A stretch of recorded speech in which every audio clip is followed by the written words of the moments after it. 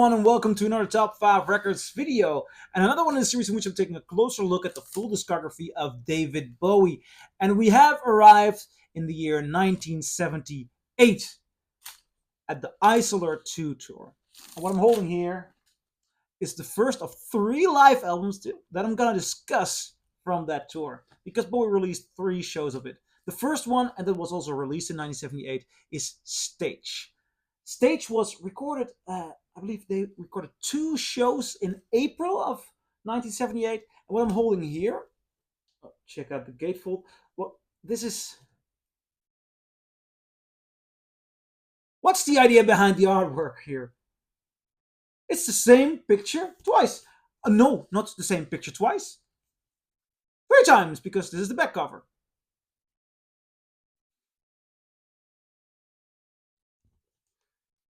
Looks like a children book, like a bad children book. But luckily, what I'm holding here is a first U.S. pressing, and with Bowie, it's usually to go for the UK ones. But I noticed that this is a sterling mastered one, and since this record was recorded in the United States, I'm not sure if it was also mixed in the United States. I don't know. Uh, but this is a Sterling mastered, and Sterling are great mastering engineers. So I'm so happy to have a first US of this one and an American tour album. Now, this record, it sounds good. I also have a blue and a yellow vinyl. Bowie in 1978 was let's say the Taylor Swift of 1978, releasing it in different colors. For me, this one, it just sounds better than the yellow and blue Dutch pressings that I have. So can't say anything about the color. But I'm drifting away from the topic because I'm gonna review this album. And I started listening to David Bowie about 20 years ago. And 20 years ago, there were not a lot of David Bowie live recordings out there. I never became a fan of David live, and Stage was my David Bowie go to version of the official releases.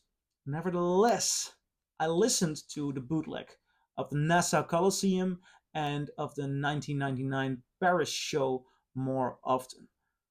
Somehow, although this was the period of David Bowie which I loved the most, I mean, his Isolar II tour, his Berlin period, I really, really enjoyed that.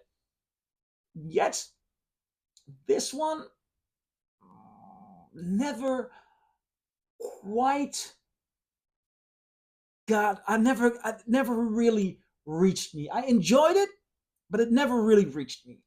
And I think that today I realized why, and even more so because there are competitors. There is a Live in Berlin show, which was released a couple of years ago, and even after that, they released Welcome to the Blackout, which was recorded in June and July in 1978 in London, in Earl's Court, if I'm correct.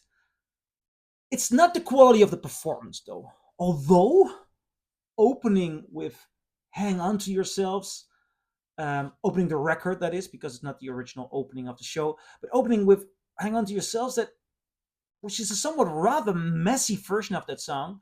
And Bowie sounds powerful, but it doesn't seem to start really tight. It sounds like somebody's delaying over there. I'm not too sure who or what, but it's not a snappy opener. And then there is something weird going on with the entirety of this album. The performances are not bad, and the more recent the song is, the better Bowie seems to sound, and the better the band seems to sound. As if Bowie was much more interested in his newer material than in his older material. But let's start with the track list, because they messed with the track list. What did they do? They made four sides into themes. So side one is Hang On to Yourself, Ziggy Stardust, 5 Years, Soul Love, and Star, which are Ziggy Stardust songs. All the Ziggy Stardust songs on one side. Now, I do not understand why you would want that.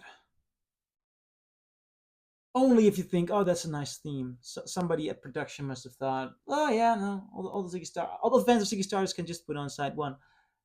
Energy wise, it doesn't make sense. Hang On to Yourself, even if played correctly, is not the right opener for a show. There are so many shows. If you have a show with 20 or 30 tracks, there are loads of songs from which you can think, oh yeah, that's a good song. Oh, that would have been a nice opener or a nice closer. But yeah, you can only pick one closing song. Yeah, Rock and Roll Suicide, perfect closer. That's gonna be the closer, you know.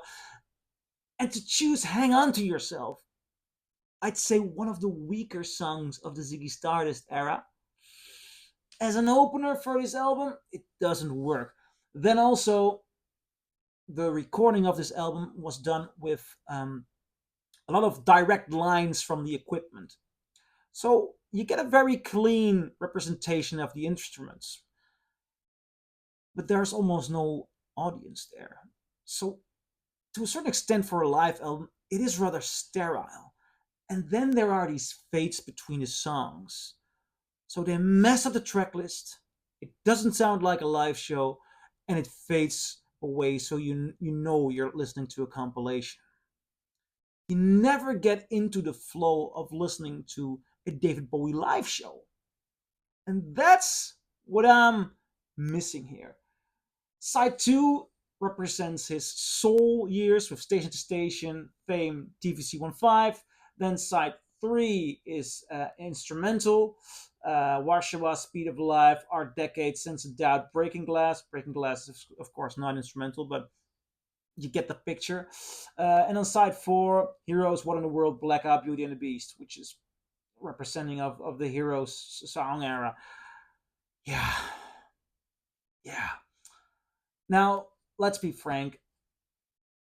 I already said that, but the closer you get to the songs of the era, the more the band seems to be inspired. But as a whole, and I know I'm gonna insult some fans here, but as a whole, I don't think this is one of the best Bowie live albums. I'd put it at the bottom of Bowie live albums. I wouldn't put it in my list of favorite live albums at all. Bowie has so much more to offer, and this is just not the right representation for me. So I'm curious, what do you think? Do you agree? Do you disagree? Leave a comment below, and I'll see you in my next video. Bye.